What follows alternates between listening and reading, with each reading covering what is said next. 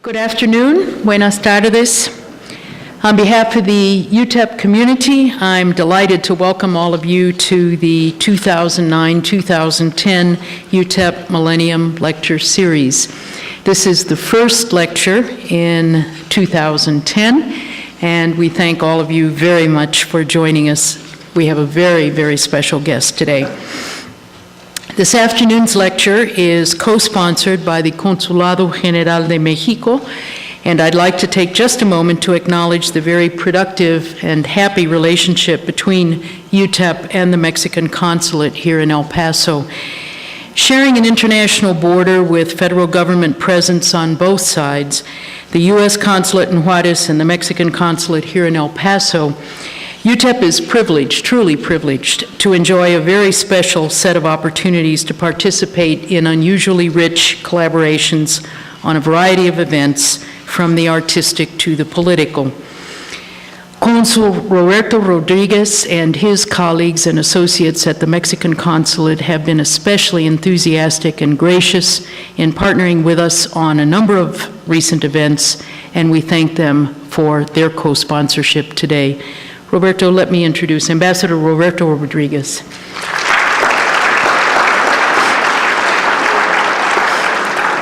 The theme of this year's Millennium Lecture Series is Contemporary Issues with a focus on Latin America.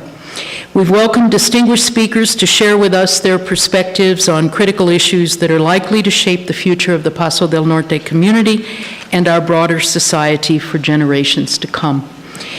To introduce our very special guest lecturer today, it will be my great pleasure to turn the podium over to a very good friend and outstanding representative of UTEP's unique binational laboratory, as he terms it, distinguished journalist Alfredo Corchado, proud UTEP alumnus of the class of 1987 and recipient at homecoming last fall of the College of Liberal Arts' highest alumni award, the 2009 Gold Nugget.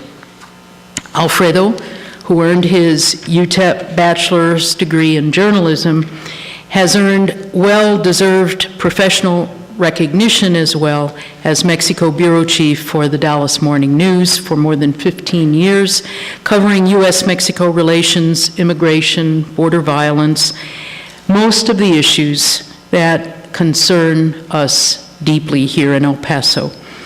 Among the awards and recognitions that Alfredo has received are the prestigious Maria Moores Cabot Prize for Outstanding Reporting on Latin America from Columbia University in 2007 and a Nieman Fellowship at Harvard University in 2009.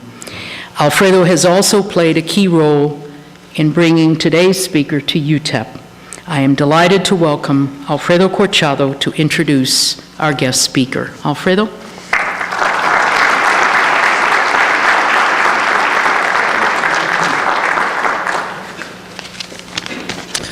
Thank you, and thank you for coming in spite of the cold weather.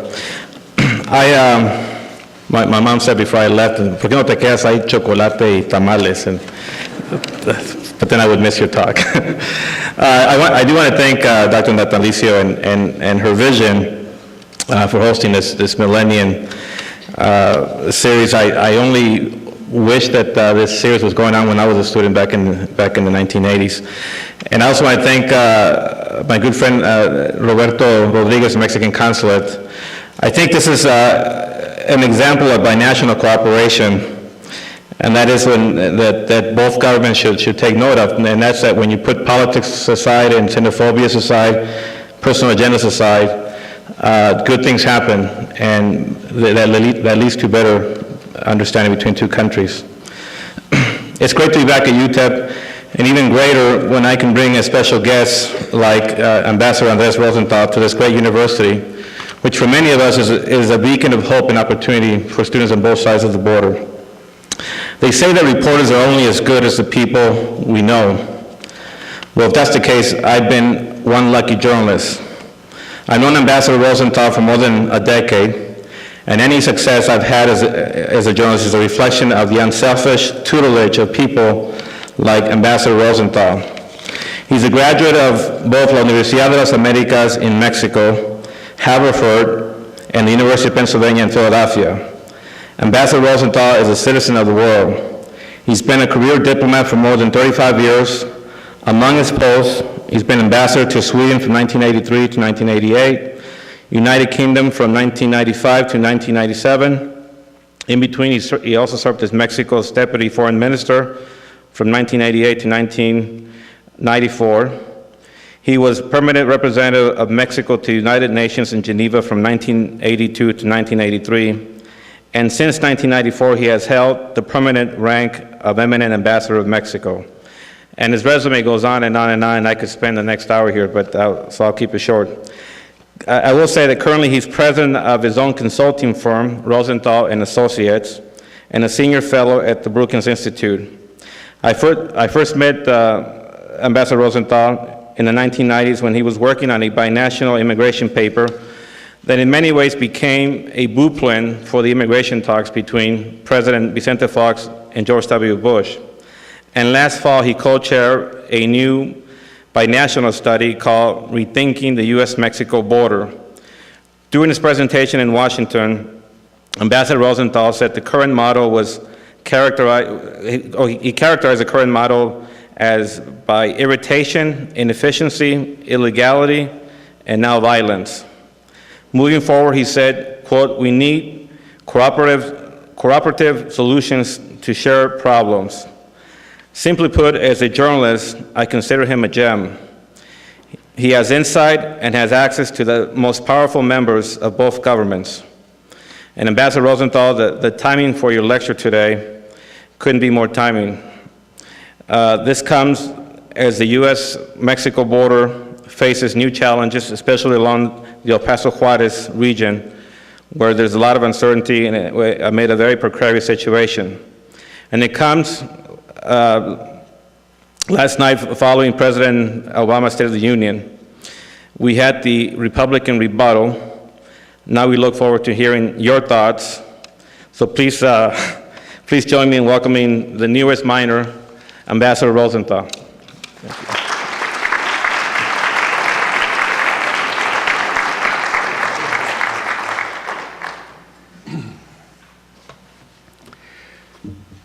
Well, thank you all very much for coming on a cold, sort of rainy afternoon.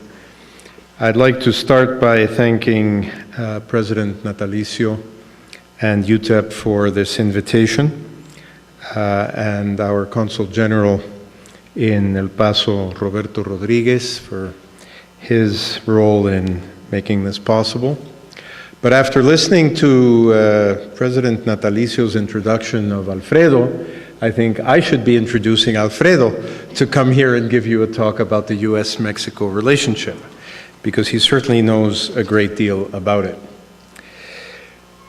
I thought I would, actually the title of my talk is U.S.-Mexico relations, a new chapter or more of the same, question mark. So I thought I would try to be a little bit provocative and look at where we are in this relationship, which is so very important to both countries, although sometimes not as recognized as important as it should be. But I'd start by saying that the Mexico-U.S. relationship has always been characterized by what I consider overabundant optimism at the outset of each administration in Washington and Mexico City, especially every 12 years when the two presidents change at the same time. If you think back, not that long ago, there was the spirit of Houston, which was when President Reagan and President Lopez Portillo met for the first time. And the spirit of Houston consisted of President Lopez Portillo giving President Reagan a beautiful hand-tooled leather saddle for his horse, and President Reagan giving President Lopez Portillo a pair of Texas cowboy boots, which were very intricately worked. And then there were other spirits of, perhaps the most recent one before the current two administrations, was the San Cristobal meeting between Presidents Fox and President George W. Bush. And then more recently with Presidents Calderon and Obama, there is not yet a name for the spirit of, but what there is a feeling that each initial meeting, each initial period of the relationship is going to herald a new stage of understanding, of partnership, and of cooperation. Unfortunately, this spirit usually never lasts past the first year of the two administrations, when the realities of the complexity of that relationship begin to overtake the good desires, wishes, and aspirations of the two heads of state and their two governments. There is perhaps one exception to this rule over the years that I've had to do with the bilateral relationship, and that was during the Salinas and Bush 41 presidency, with the negotiation and successful signing and approval of the North American Free Trade Agreement, which did last the entire part of that of those two administrations, and even spilled over into the Clinton administration, because it was President Clinton who took it to its final approval and signature. Even during that period of very close ties between Mexico and the United States in the negotiation of our Nafta, there were lots of problems in the relationship. There were problems, there were trade issues, there was the famous case of Dr. Alvarez Machain and his role in the kidnapping and the eventual death of Quique Camarena, DEA agent. There were issues relating to the border, even at that time. But all throughout these last 3 or 4 decades, the border has always reflected the intensity of the relationship, but also the problems of the relationship, the tensions of the relationship, and the difficulties of the relationship.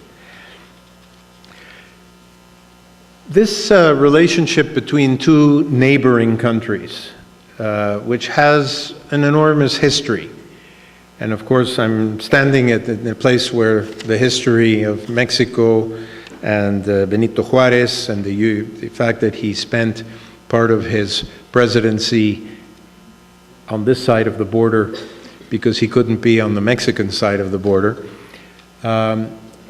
Throughout that history and throughout all the historical baggage that has accompanied the relationship, and by using the term baggage, I don't mean to be disparaging about it, it's just that it's something that weighs heavily on perceptions in both countries. Throughout that period, the relationship has always had what I call a two-track. It has been a two-track relationship. It has been a relationship where perceptions on both sides of the border, public opinion, media, business, academia, the perceptions have been quite different from the realities of the relationship, both positively and negatively. There have been periods in which the relationship has been seen as very good, when in fact the relationship was less good than it seemed.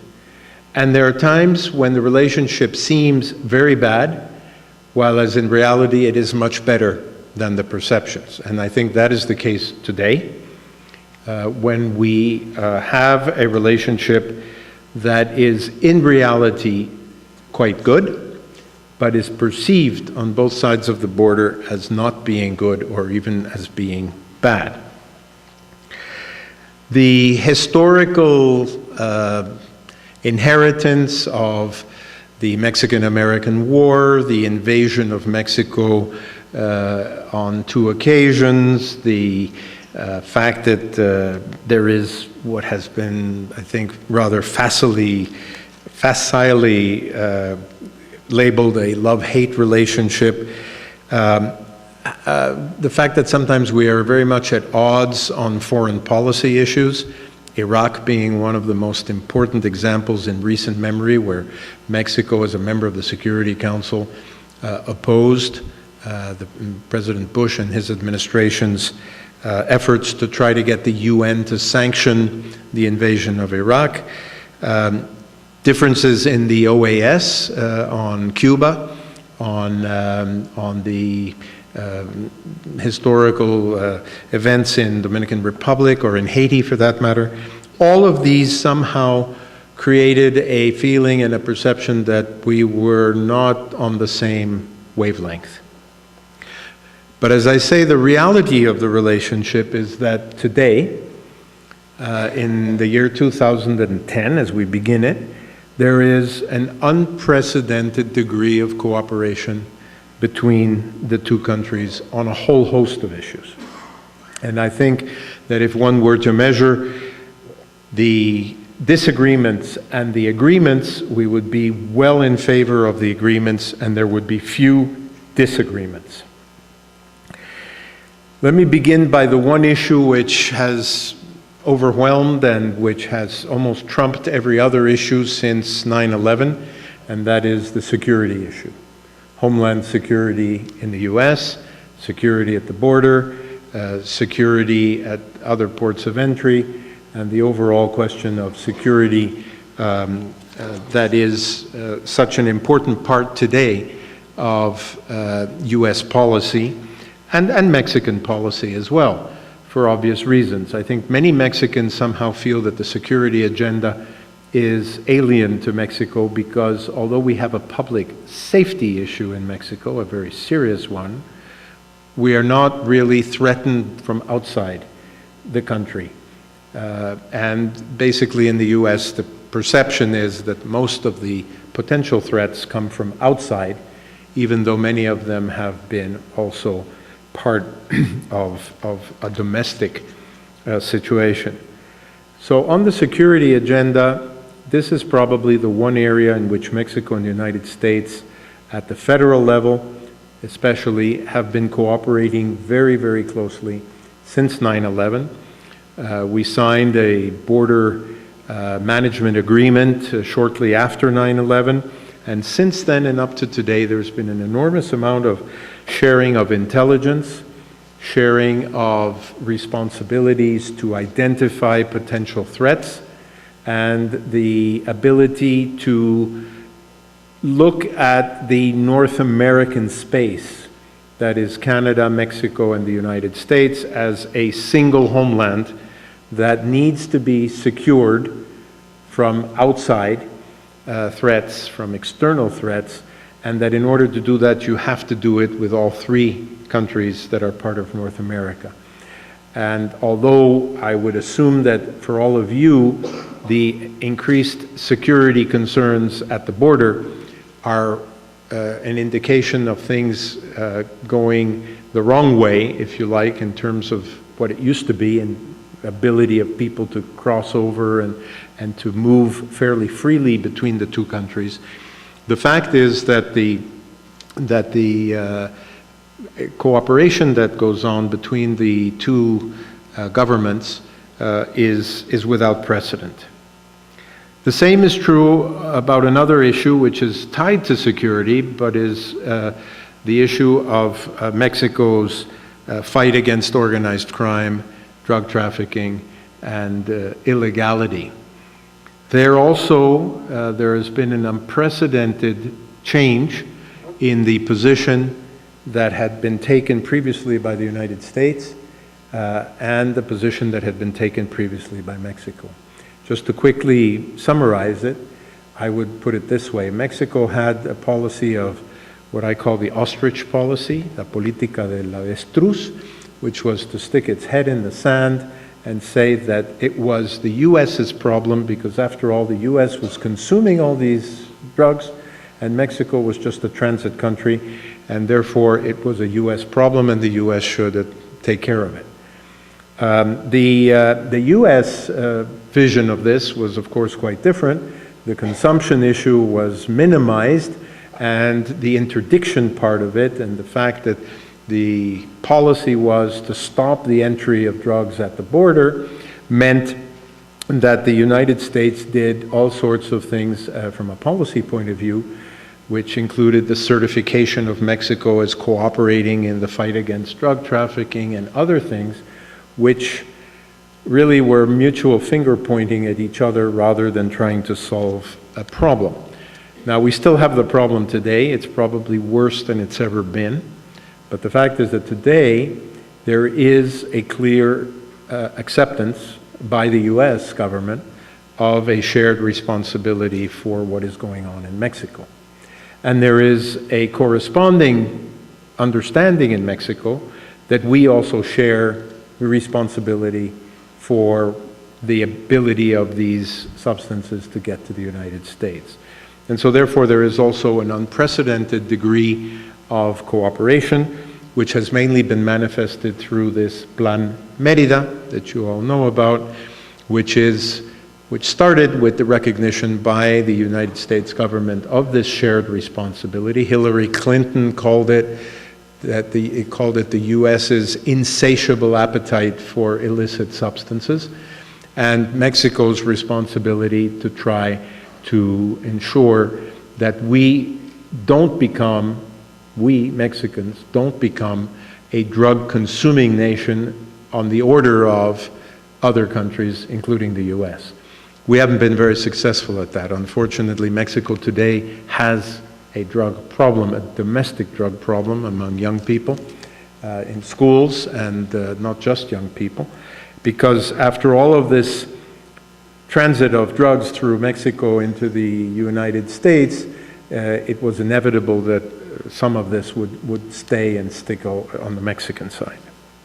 Nevertheless, Plan Mérida was signed still under the administration of Presidents Fox and Bush, and has been continued with President Obama and Calderón. The idea is not so much to do what the US did with Colombia, with Plan Colombia, which was to inject massive amounts of money and massive amounts of military assistance in order to stop the flow of drugs from Colombia to the US, but rather to assist the Mexican government rather modestly in terms of the cost. We're talking about $450 million, which is not a great deal of money, in training Mexican law enforcement personnel and some equipment in order to help combat the drug traffic. A third issue on which there's been a great deal of collaboration recently has been on public health issues. The H1N1 virus pandemic was one of the best examples of very solid and very immediate collaboration between not only US and Mexico, but also Canada, because it was understood that these pandemics know no borders. They cross borders very easily, as we've all seen, and it was imperative that, one, the strain be identified, two, a vaccine be developed, and three, preventive measures be taken, and all that has happened, and it has happened with a great deal of cooperation between Mexico and the United States on the public health sector. A fourth area which has seen a fair amount of new collaboration has been in trying to find ways to make our trading relationship and our investment relationship easier. We have the North American Free Trade Agreement, but of course the North American Free Trade Agreement is 1,000 pages long. It has 450 articles, and as someone told me once in Laredo, Texas, when I came up to talk about Nafta 15 years ago, they said, we have free trade right now. There's no reason for you to come here and write 1,000 pages worth of how to conduct free trade. We've been conducting free trade for decades. And in effect, I think that at the end of the day, this treaty has probably put more constraints on what used to be free trade than it has removed. But the fact is that we do have the treaty, and what we need to do is to make sure that it doesn't inhibit trade between us, that it allows for some harmonization of regulatory practices, that it allows for building on the North American Free Trade Agreement so that we become more competitive as a North American sub-region, especially vis-a-vis China, Europe, and even some parts of South America. Another two issues on which Mexico and the United States now have been much closer are on the non-bilateral issues. I would call them the regional and the global issues of our time. Within the OAS, for example, on the regional issues, Mexico and the United States have been on the same side, unusually for our history, on issues related to Cuba, to Venezuela, the most recent crisis in Honduras. We have not only taken similar positions, but we have worked closely together to try to solve some of these problems and to find new avenues for a regional harmony that, unfortunately, because of a very strong polarization in our region, were becoming less and less evident. On the global agenda, Mexico, as a member this year and last year of the UN Security Council, works very closely with the permanent 5 members, including the US. But we've also been working together on climate change, leading up to the Copenhagen conference, and the next conference of parties will be in Mexico in November of this year. And we are working very closely to try to get an agreement among all of the players so that we have some very clear commitments on greenhouse gas reduction and climate change issues before the end of 2010. Mexico is also a member of the G20, has been since the G20 was created at the level of finance ministers, and we are working also very closely with Washington on trying to ensure that the G20 really takes up this responsibility of being the premier global architecture decision maker on financial issues, on the global financial crisis, but also on some other issues as it goes forward. And Mexico also is part of the so-called G5, that is Brazil, China, India, South Africa, and Mexico, that have been working with the G8 over the last 5 years on the other global agenda issues. There is a great deal, I could say more about cooperation, a swap between the Federal Reserve and the Mexican government for $30 billion, which was just ended, by the way, yesterday, but was meant to tide Mexico over in case there was a major currency crisis when the global financial crisis broke, and a whole series of other things that I don't want to spend too much time on, but I want to give you the impression that there is more going on than meets the eye if you are just to read about the things in the media. Now, the major bilateral issues that we face and that are still there on the agenda and which still need more than has been done so far relate to the security and the organized crime, drug trafficking issue, where although there is, as I said, an unprecedented degree of cooperation, there is always more that can be done. We need to ensure that the border between Mexico and the United States, particularly, does not become the last line of defense of the United States for its own homeland security. Because when that happens, then you have borders that are closed, fenced, complicated, and not at all conducive to the partnership that Mexico and the United States decided to establish on the economic front with Nafta and on other fronts in other agreements. So we need to do a lot more to find ways for our border with the United States to be a so-called smart border, a border where it is easier to isolate the illegality, the criminality, the violence, and let the rest of the border's interaction function efficiently, harmoniously, and in a friendly fashion, including the ability of students, for example, from Mexico to cross and study here in El Paso, or students from El Paso to go to Juarez, or whatever other exchanges that I would put in the category of bona fide exchanges take place on a daily basis between Mexico and the United States. One shouldn't forget that our border is still crossed more times than any other border in the world.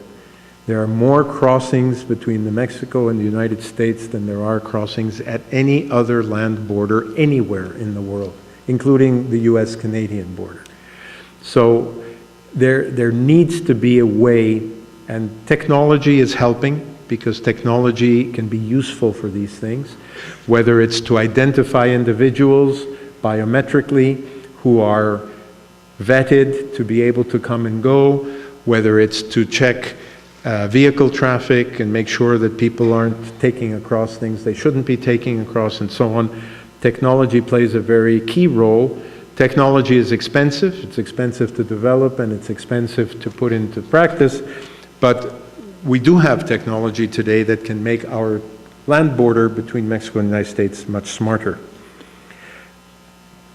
We now have a greater degree of trust between the law enforcement agencies of both countries, but we could still do more to enhance that trust. And the best way to do that, of course, is with exchanges. And one of the things that has happened is that the United States now operates jointly with Mexico a series of intelligence sharing centers where law enforcement officials from both countries work side by side in Mexico City, here, and in other places to ensure that we are permanently informed about what is going on between the two countries in the security sector. There are pending issues on Nafta. Nafta was signed, sealed, and delivered 15 years ago. And in the 15 years since Nafta was negotiated and signed, we have done almost nothing to enhance it, to build upon it, or to move forward on some of the things that weren't resolved or were not taken into account when Nafta was negotiated, including, of course, the movement of people.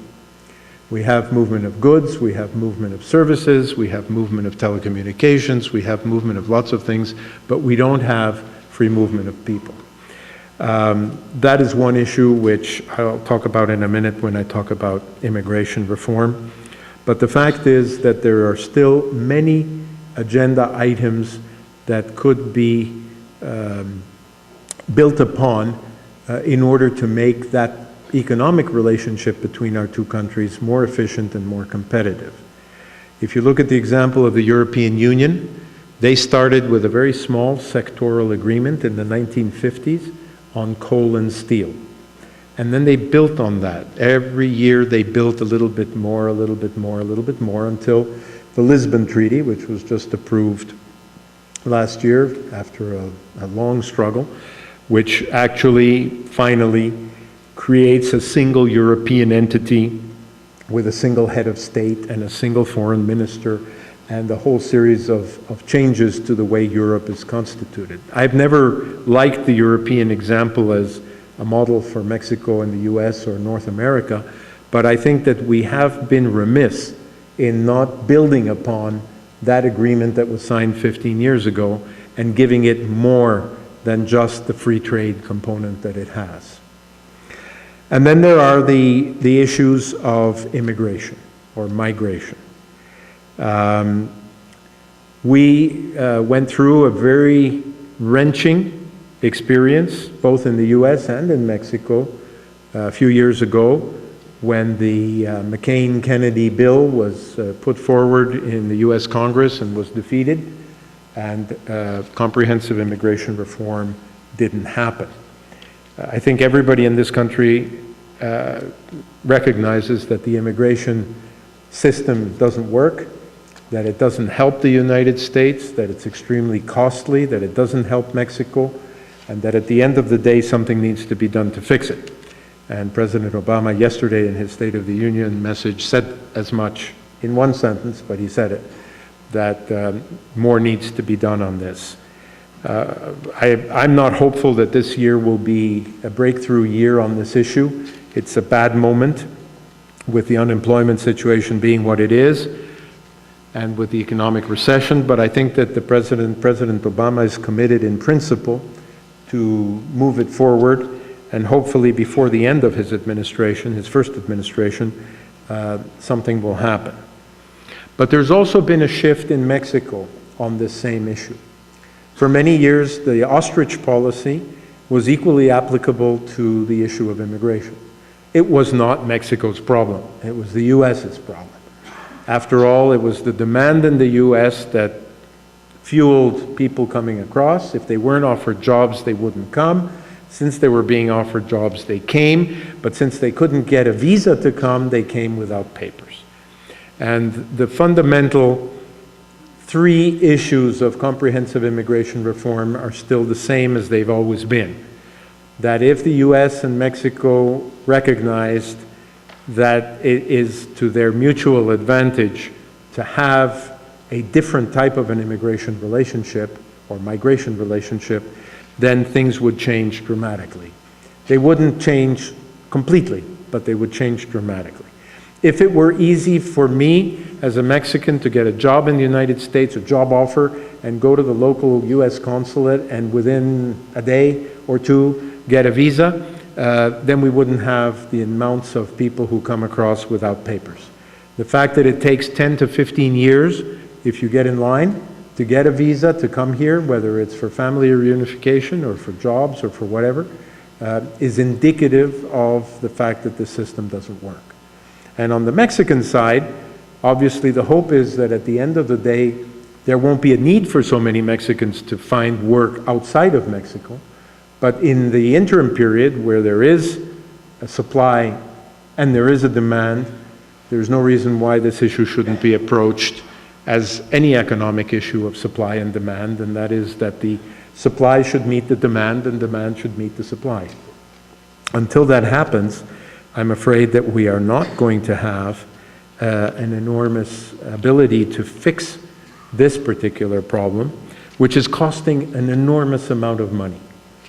The amount of money that is being spent today in the U.S. budget to stop people crossing the border is, if it were applied to something productive on either side of the border, whether it's education or healthcare or anything else, would be much better used than with the tens of thousands of Border Patrol agents and fencing and drones and observation vehicles and all the rest of the stuff that goes into trying to stop people from crossing and not being very successful at doing so. Although now there are fewer, but it's not because there are more Border Patrol or because it's more difficult to cross, it's because there are not enough jobs in the United States for people to come to get.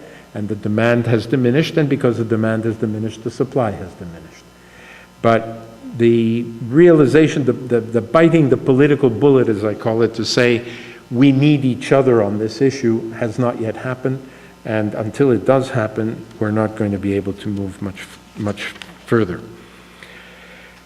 The issue of Mexico's own domestic reform process is also reflected in the bilateral relationship. We have pending reforms on the political agenda, on the energy side, on fiscal issues, on labor issues, and the fact that these have not moved forward in the last years are, I think, one of the problems which the bilateral relationship has faced, because each one of these reforms, structural reforms, would in one way or another help make us as a region more competitive and would help make it easier for business, for trade, for investment between the two countries.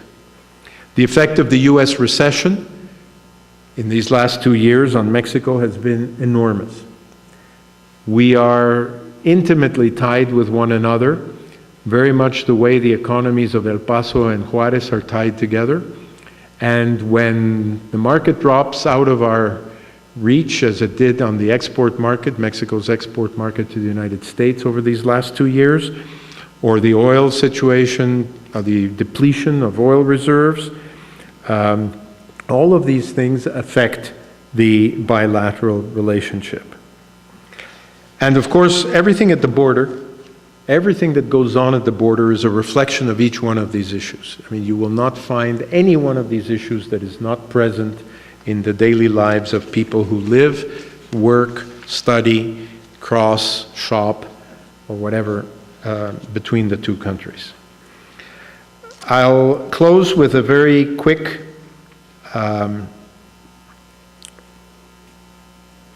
snapshot of what has happened in this year since President Obama has been in office, as far as the U.S. is concerned. There was an initial flurry of visits. President Obama came to Mexico, Hillary Clinton came to Mexico, Attorney General Holder came to Mexico, Secretary Napolitano came to Mexico, all within the first 6 months of the Obama administration. And like in many other parts of the world, and like in the U.S. itself, there was a great deal of expectation that this was going to really make a big difference in the way that the relationship was conducted. The fact is that after that initial flurry of visits, issues and crises elsewhere have dominated the attention span of the U.S. administration. So you have Iraq, and you have Afghanistan, and you have the Middle East, and you have Iran, and you have North Korea, and you have Cuba, and whatever other issues are on the agenda, so that the Mexican-U.S. agenda at that level has probably significantly petered out from the expectations that were around at the beginning. But then, as I said at the very start of my talk, that's not unusual. I think it's happened almost every time there's been a change of administration in the past. A big question is then, is this relationship different now, or is it more of the same? And I think the answer to that is both. It is different, but it's also more of the same. It's different because there is much more trust, much more cooperation, much more engagement between the two governments on a certain series of issues that are of particular importance to both of us. But it's much of the same in terms of the fact that there still hasn't been a political decision on the part of either of the two countries to say, to decide that the two countries need each other and need to work together on almost everything in order for this partnership to function. I've always strongly believed in the fact that the U.S. and Mexico need each other, that there are so many things that we can benefit from that this country has, including its wonderful, fine university system, but there are also many things that Mexico can give to the United States, including a very large Hispanic community, mostly made up of Mexicans, who have contributed enormously to this country, enormously in politics, in business, in academia, and in many other ways. And we need to ensure, I think, at the end of the day, that we can enhance that part of our symbiotic relationship and not let short-term issues, short-term problems destroy it. I think that this is the most important part of the message that I would bring to you today. I also think, and I'll wind up with this, that there are changes in emphasis. Security is still the #1 issue here in the United States, but little by little, I think there is an understanding that the U.S. does not feel threatened on the security agenda from Mexico. That Mexico, there has never been, and I think that's a wonderful thing, any single threat to the U.S. coming from Mexico, whether Mexican or foreign. Mexico, the U.S.-Mexico border has not been used or abused by anyone threatening the United States. There is the beginning also in this country of a debate, a very welcome debate about failed drug policy. And this debate is beginning to be heard more and more often, both in terms of what's going on in state legislation, where today you have 14 states, New Jersey was the latest one, that have legalized the medical use of marijuana and that have also opened up the possibility for some discrimination between different types of drugs in terms of the sanctions and the enforcement. And President Obama has ordered his drug enforcement agency and federal law enforcement agencies not to prosecute small amounts of possession of drugs in order to reduce the population of jails, which in the United States today, it's a terrible statistic, but it's true. 80% of the people who are in jail today in the United States are in jail for drug offenses. 80%. It is a mind-boggling figure. So, more of the same, yes, but a lot of differences. And if we can emphasize the changes, the more mature way of looking at each other, the realities versus the perceptions, we can engage new actors in the relationship, actors that haven't always been present, states, our border states, but also the states of the Union, both in Mexico and the United States, municipalities, the private sector. They can push the agenda because they are the ones who benefit the most, including academia. And I think that if we move in that direction, then in a few years, a few months, a few years, maybe a generation, I don't know, we'll have a much better relationship between the two countries. Thank you very much.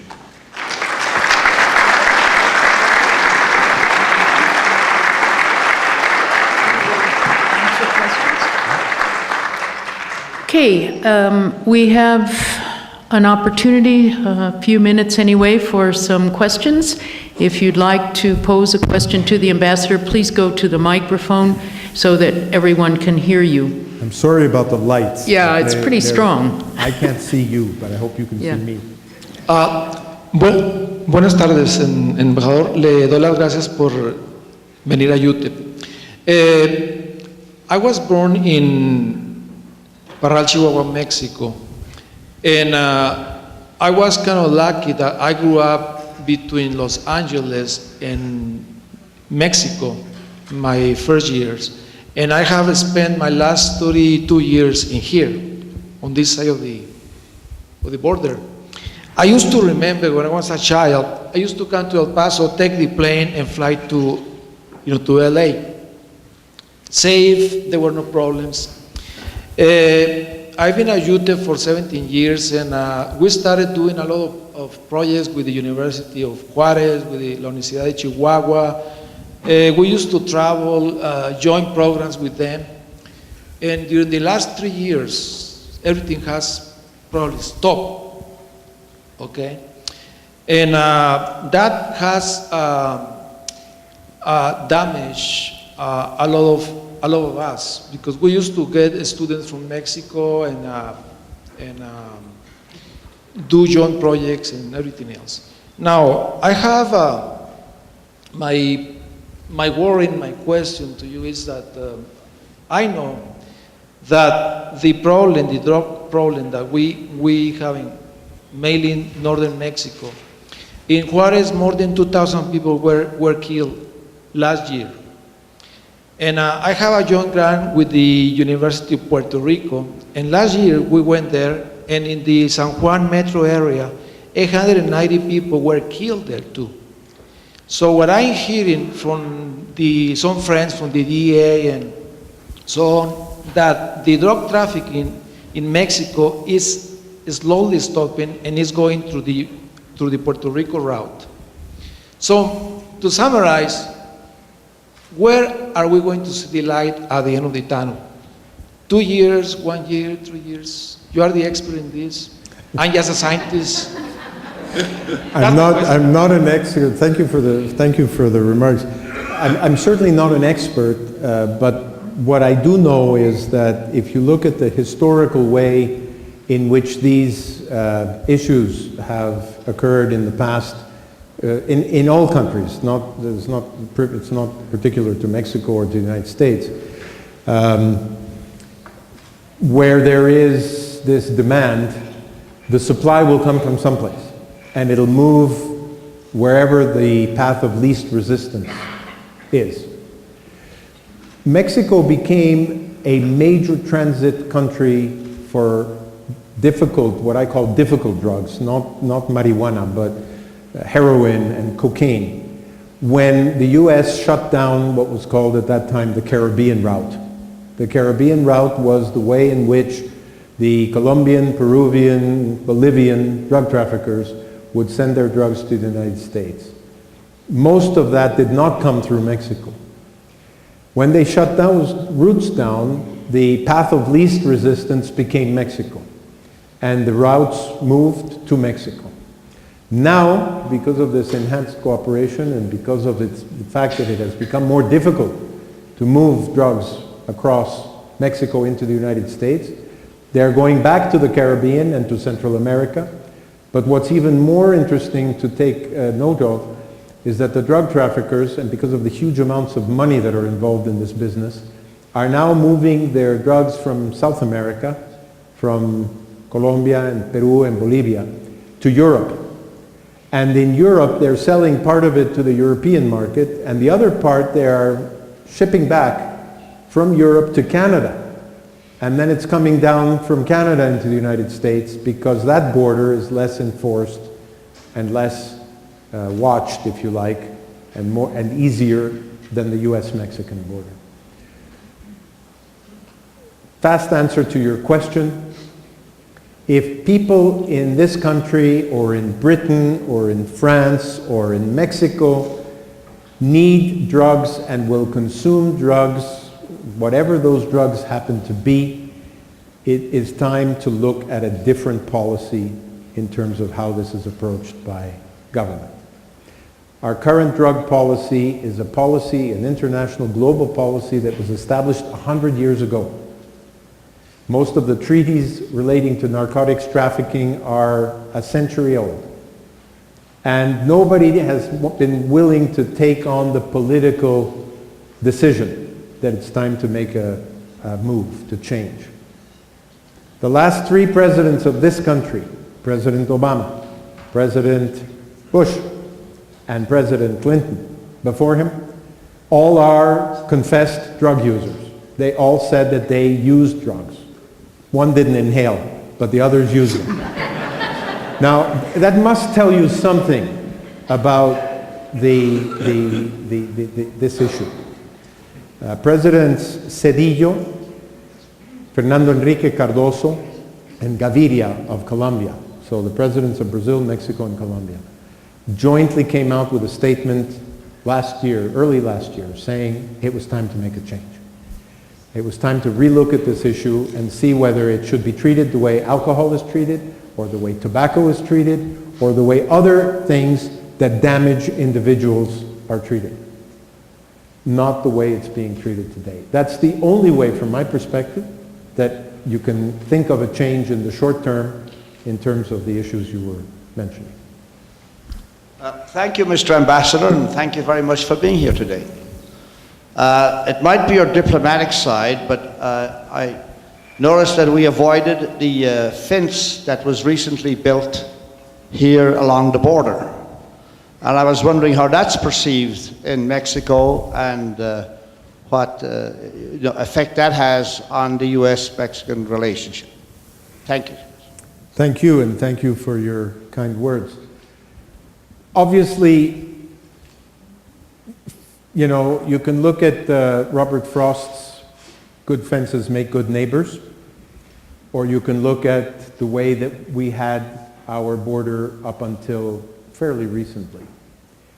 I think in general in Mexico, people see this as, to some extent, offensive, and they probably also see it as counterproductive.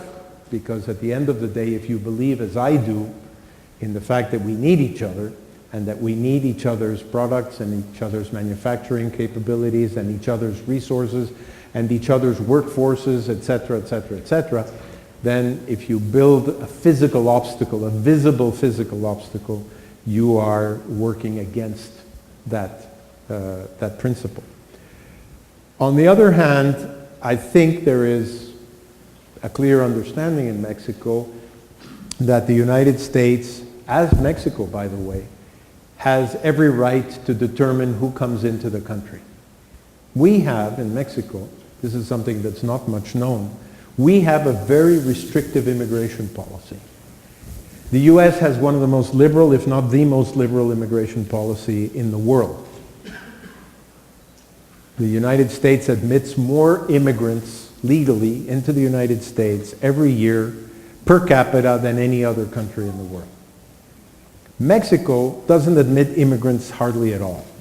You have to marry a Mexican to be able to come in if you're a foreigner. I'm sure that my consul general here will ratify what I say. If you want to emigrate to Mexico, and there are a lot of people who do want to emigrate to Mexico, you have to go jump through a lot of hoops and hurdles in order to be able to do so, including those people, Americans who retire and go to live in Mexico. They have to prove they have an income, they have to come to the consulate, they have to pay an amount of money. It's not the simplest thing in the world. So I think there's a realization that Mexico has, and that Mexicans have, that the US has the right to do it. But it's not a friendly thing to do, one. Two, it's counterproductive. But more importantly, three, it's so expensive. The billions of dollars that have been spent on building this fence, and it hasn't made the slightest difference in the number of people who have crossed, even in the bad times, in the immediate post 9/11 period. So, you know, it's probably something that politicians do because they have to prove to Lou Dobbs that the borders are secure. But they really doesn't do the job that it is meant to do. Excuse me, let's go over here and take. I'm sorry, I keep looking at this side. No problem. Thank you very much for coming, and thank you for your observations. Two words really caught my ear. Baggage. Could you come a little closer to the microphone because I can hardly hear you? Two words caught me, my ear: baggage and perception. They're words that I'm sure both sides of the border have and utilize with great necessity. One of the things you mentioned was Europe started in the 50s. Well, we're looking at it about over 50 years at it, and from 94 to now is a major difference. The NAFTA, when it was signed, it was to open up transportation on both sides. This is something that obviously has become extremely political in the United States, and there's been a brake put on it. And I guess my question is, to me, obviously this is a much simpler thing to attack than drugs and immigration, and this is something that it would seem that has a possibility of moving forward, as they did with the safety program, which Mexico did tremendous on, and then still it fell apart. So what is Mexico doing at this time to push this advantage, which it certainly has as its favor? The ball is in the U.S., on the U.S. Side. The U.S. Committed to opening up trucking between both countries. It has not fulfilled that commitment. There was a pilot program, as you mentioned, where Mexican truckers were allowed to come on a trial basis. They passed all of the safety and training and driving and all of the other regulations, and yet the politics of this became, again, mired in the lobbying efforts of the Teamsters, who are opposed to it because they feel it's a threat to their domination, if you like, of the U.S. trucking business, truck driving business, and Congress pulled the plug on the financing for this pilot program, and therefore the administration had to cancel it. President Obama has said several times that he's working on it and that he's trying to find a way around these political difficulties, but so far nothing has happened. And in the meantime, Mexico did what it is allowed to do under Nafta and under WTO rules, and that is that it slapped several $1 billion worth of compensatory tariffs on U.S. exports into Mexico, especially from the states whose senators and congressmen voted to pull the plug on the pilot program.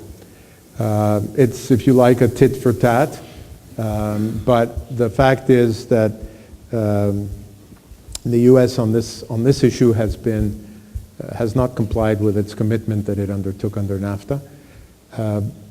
It would make us more competitive if we were able to do this. It's true that the fact that the trucks have to unload their trailers at the border and then be crossed by another company and then be reloaded, put onto a third carrier when they come into the United States and vice versa, is an additional cost of doing business, and it's an additional cost of trade. And if we didn't have it, it would be cheaper to send goods back and forth, and therefore the goods would be cheaper on both sides of the border. But so far, the U.S. administration has not come up with a solution to this issue, and it's one of the issues which is still pending. Ambassador Rozental, thank you so much for sharing your expertise regarding the national issues between the U.S. and Mexico border. But please allow me to share a local concern. You might know about this, but let me tell about you and the audience about this. I've been a UTEP student for more than 4 years, and I've been crossing the border every day, walking for more than 2 years. And it was very nice because we had a student line. And it took about 5 minutes to cross the border. Starting this semester, I was walking by and I was going to take the student line, but an immigrant officer told me that the student line is not for students anymore, it's for students and US citizens. I had to spend half an hour to cross the bridge, but I have other friends who spend 1 hour and a half on their feet waiting to cross the border. My question is, what should I do? Should I talk to the ambassador about this issue? Or should I talk to the UTEP president? Or should I talk with the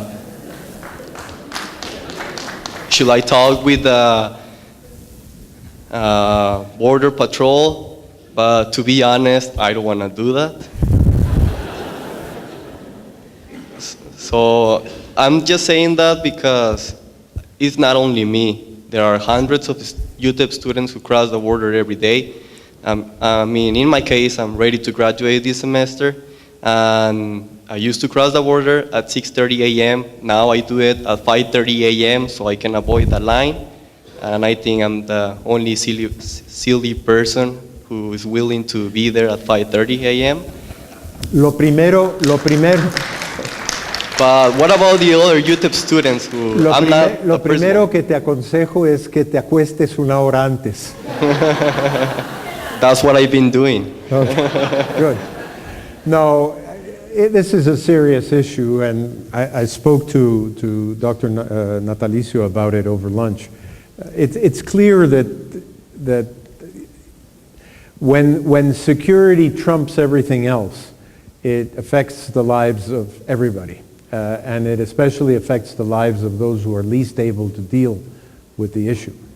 And she was telling me how, up until recently, cases like yours and the other Mexican students who study here and who cross over every day had changed, and how even some of your colleagues have decided to live on this side of the border because it's easier to have to make this crossing every day. Now, this is not a Mexican problem, this is a US problem, and I think that fundamentally it's the US that needs to look at it. When 9/11 took place, you'll recall that all of the student visas that were being given by the United States were frozen. Why? Because the Saudi perpetrators of 9/11 all were in the United States under student visas studying to be pilots. And the immediate gut reaction of the US authorities was no more student visas. And there were, I know of many students, college students, who had been accepted to come to study in the United States at graduate level or undergraduate level, who had to give up the whole year because they were unable to get a visa to come to the United States. Little by little, the US managed to get through this issue, and today I think the situation is better than it was right after 9/11, but it is still not what it should be. And one of the things that we worked on in this task force that Alfredo Corchado mentioned to look at the border with a different vision was to try to isolate what I would call the bona fide travelers, crossers, who on a daily basis or on a very regular basis come across for different reasons, whether to study, to shop, to live, to work, to whatever. And one of the things we put to the U.S. Department of Homeland Security was that it was very important that this be started as a way of having what we call trusted travelers, trusted border crossers, which would obviously include students who were registered and matriculated in universities and so on, who could then have a dedicated possibility to move across the border, not in a big line with everybody else, but on an individual basis. Whether this happens or not, I don't know. Unfortunately, the incident in Detroit in December has set this whole agenda back again, because the United States has been forced to look again at this whole issue of its security and the entry of foreigners, and it may be a while before this issue is fixed. But I repeat, one, get to bed a little earlier, and two, this is not a Mexican problem, this is a US problem. So I certainly think that President Natalicio and other university presidents and employers and others who have this issue of people that have to come across on a daily basis need to pressure their own government, the US government, to find ways to solve these issues. Thank you. Gracias. One more, I think, because the lights go out at 5:15. I'm already 15 minutes over. Could I ask you one thing? I'll be at the reception, by the way, afterwards, so you can all come up and attack me individually. My sons gave me a listening book, and it brought up a point I had never considered, and that is that mass migrations around the world right now are the greatest since the Germanic tribesmen tried to sweep into Roman territory in the 300s and 400s, and that this leads to all kinds of problems when you get extremely diverse people showing up in a country. One of my boys also lived in England for 5 years, in London, and they got the same situation. It creates tensions, and it limits the ability of countries to control their populations.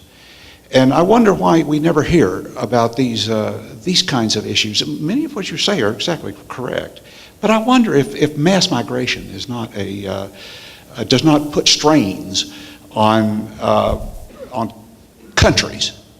And this is often not recognized, or at least faced.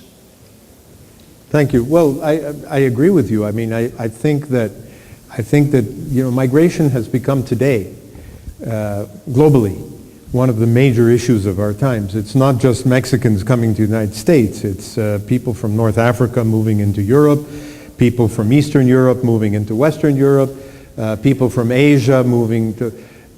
There is today, because of this globalized economy that we live in, there is today a much greater pull factor for people to move from where they are to someplace else, where they either think or will get a better opportunity. And I'm not talking here about political refugees or people who are persecuted for their religious or other beliefs, but rather what are generally called economic migrants. And I agree with you. I think that, as I said, every country has to look at how it deals with people that want to come in and settle into the United States or into Mexico or into China or into any other country. The one difference I think that the U.S. represents vis-a-vis almost any other country in the world, perhaps with the exception of Canada, is that the U.S. is a country of immigrants. It has always been a country of immigrants from the very beginning of its history. And the tensions with immigrants have always been there. And the tensions with the Asian immigrants back in the times when they were put actually in camps and interned, or the tensions with Irish or Italian, are not unlike the tensions that you see today with Mexicans or Koreans or other groups of people who come to this country. I think there's always a racist element. There's no question about it. But there wasn't racism, for example, with the Italians and the Irish. There it was a religious issue. It wasn't a racist issue. There are always issues. People look at somebody and they say, you look different. You pray differently. You eat differently. You sing differently. You live differently.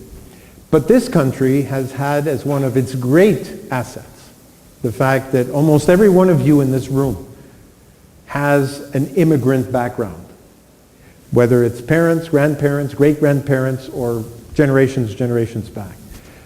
And I think that that's why people look at this country somewhat differently than they look at other countries, which have rather tried to maintain their own populations in a cocoon. But I think you're right. I mean, it is the U.S.'s prerogative to decide how many, from where, and how long, and with what purpose people come to this country. But if you have a country that has been as successful as the United States has been, economically, politically, socially, then there must be something to it. And the something to it, I think, and a lot of people think, is the fact that it has been a welcoming melting pot for people from all over the world. And there is no question in my mind, knowing about my countrymen and how they contribute to the economy of this country and to its culture and to its progress, that Mexicans have made an extremely important contribution to the United States. And that that contribution is often ignored, or I would say even minimized. The state of California couldn't be what it is today, and the state of Texas couldn't be what it is today if it weren't for Mexicans. And you can go to Chicago and talk about the people who went to work in the railroads at the turn of the 20th century in Illinois, or the Mexicans who harvest 80% of California's agricultural production today, or the Mexicans who work in construction, in landscaping, in the oil sector, in whatever it is. So because these contributions have been by and large positive, the feeling is, why not make sure that they are done in an orderly, legal fashion rather than in the chaotic, illegal way in which it takes place today. Thank you all very much. Thank you. Thank you.